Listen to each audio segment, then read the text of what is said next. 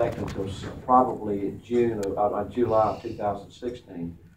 So there's not the immediate concern that some of you think might have because we're going to study this bill. Many of us on the subcommittee, I think all of us on the subcommittee listened to four different hearings throughout the state. We were in Aiken, we were in Greenville, we were in Florence, we were in Charleston.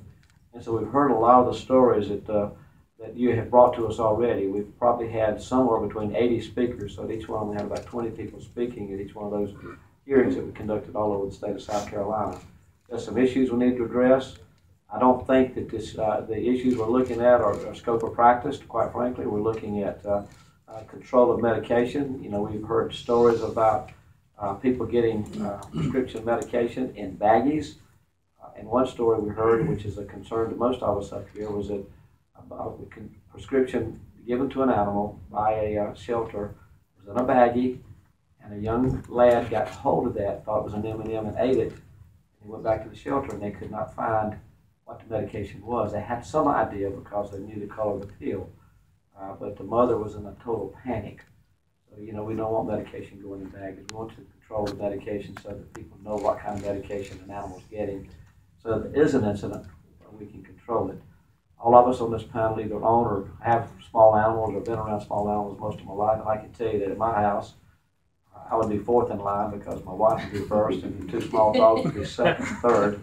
And I might be fourth, and sometimes I'm fifth or sixth, and there's nobody else there but the four of us. but it is a concern to all of us. Everybody that spoke at those four meetings that we attended, everybody was in favor of doing the right thing for animals. You had the private veterinarians, you had the shelters. They were all in favor of doing what was right for animals. So nobody was speaking against what was right for animals. And that's what we want to make sure this bill addresses, what is right for the animals and what's the best way to protect animals. I guess I learned a new term going to those things. It was called chip and clip. And that's when you spay and neuter or you put a chip in an animal so that you can determine who the owner is. Some shelters do a fabulous job. I know that the one that I'm familiar with in Charleston, the Charleston Animal Society, does a fabulous job. I toured that facility and I looked at how they treat the animals, and it's a non-kill shelter. So, as I think the gentleman told me that's standing over here in the corner, he says they actually have foster care for pets, and they have a big failure in that foster care program. So many people that take the foster care for pets and never bring them back. So we're all about animals. We're all what's best and what's right for animals.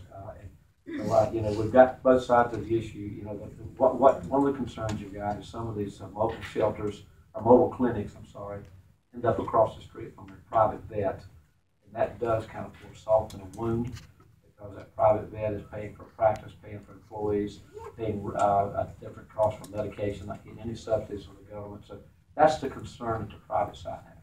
The public side is that we have a lot of folks out there that have animals that can't afford that kind of service. So you got spay and neuter, you got rabies clinics. I don't think anybody's against those, the shelters taking those kind of things. We just want to make sure when animals are treated, they're treated well, and there is a control of medication, there is a control of scope of service, so that we don't have public money supporting competition against private sector veterinarians. That's the concern here. And I don't think anybody on this panel up here has their mind made up about anything, which is why it's important to have those four hearings we had all over the state. It's also very important to hear from you today.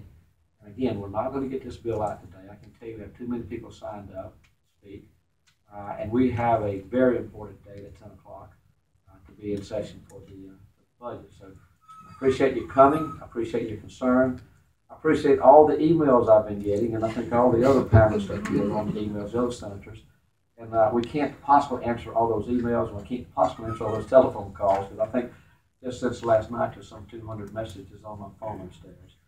So there's a lot of concern, and it goes both ways.